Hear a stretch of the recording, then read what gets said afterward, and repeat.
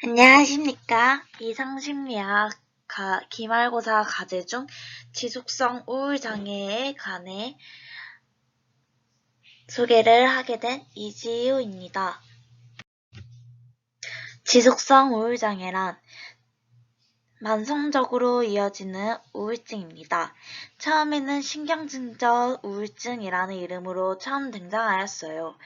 우울증 증상이 마치 성격적 문제와 연관이 있는 것으로 생각을 한 것입니다. 그리고 미국 심리학회의 정신장애 진단 및 통계 편람 사판에서 기분부전장애라는 병으로 분류하게 되었습니다. 최종적으로 DSM-5에서 정의된 만성 주요 우울장애와 기분부전장애를 통합한 것입니다.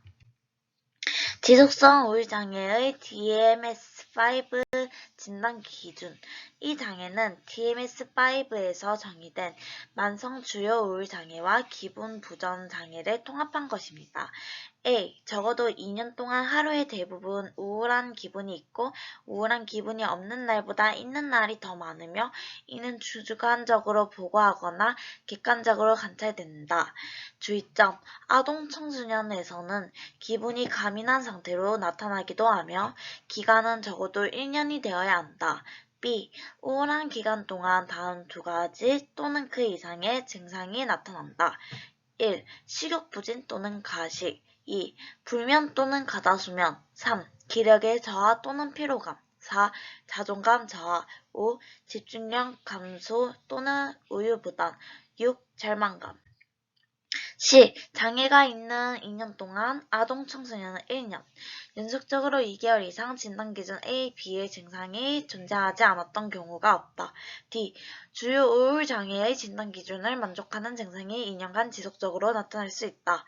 E. 조증, 경조증, 사파가 없어야 하고 순환성 장애의 진단기준을 충족하지 않아야 한다. F. 장애가 지속적인 조현정동장애, 조현병, 망상장애, 달리 명시된 또는 명시되지 않은 조현병 스펙트럼 및 기타 정신병적 장애와 겹쳐져서 나타나는 것이 아니다. G. 증상이 물질의 생리적 효과나 다른 의학적 상태로 인한 것이 아니다. H. 증상이 사회적, 직업적 또는 다른 중요한 기능 영역에서 임상적으로 현저한 고통이나 손상을 초래한다. G. 증상이 물질의 생리적 효과나 다른 의학적 상태로 인한 것이 아니다. H. 증상이 사회적, 직업적 또는 중요한 기능 영역에서 임상적으로 현저한 고통이나 손상을 초래한다. 지속성 우울장애와 관련된 영화 Her, 그녀에 대해 소개해드리겠습니다. 스파이크 존즈 감독이 직접 각본을 쓰고 연출한 2013년에 개봉한 SF 멜로 영화.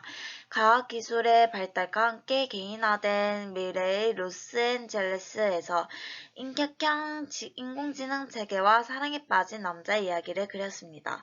테오도르는 다른 사람들의 편지를 대신 써주는 대필 작가로 아내와 별거 중입니다. 타인의 마음을 전해주는 일을 하고 있지만 정작 자신은 너무 외롭고 공허한 삶을 살고 있습니다. 그러나 어느 날 스스로 생각하고 느끼는 인공지능 운영체제인 사만다를 만나게 됩니다. 자신의 말에 귀 기울이고 이해해주는 사만다로 인해 조금씩 행복을 되찾기 시작한 테오도르는 점점 그녀에게 사랑을 느끼게 됩니다. 영화 속 주인공 테오도르의 지속성 우울장애 특징. 주인공 테오도르는 상대방 감정을 고려하다 보니 자신의 감정을 주장하지 못하고 늘 망설입니다. 그는 지속적인 자존감 저하와 우유부단한 모습으로 자신의 감정의 주체가 되지 못합니다. 이는 오랜 연인이었던 캐사린과 결혼을 했고 이러한 문제로 이혼 소송을 진행하게 됐습니다. 또한 소개팅 만남의 장면에서도 마찬가지였습니다.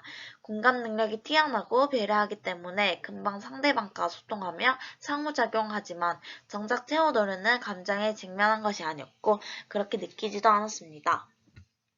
영화 속 주인공 테오도르에게 DSM-5 진단하기. 주인공 테오도르는 적어도 2년 동안 하루에 대부분 우울 기분이 있습니다. 그는 낭만적인 편지를 대필해주는 기업의 전문 작고로 일하고 있지만 편지와 대조 댁의 삶이 고독하고 즐겁지 않습니다. 기력저하 또는 피로감을 느끼는 모습이 나옵니다. 자신의 감정을 잘 이야기하지 못하는 자존감 저하의 모습이 보입니다. 그는 어린 연인이었던 캐서린과 이혼을 하면서 절망감에 빠져 있습니다.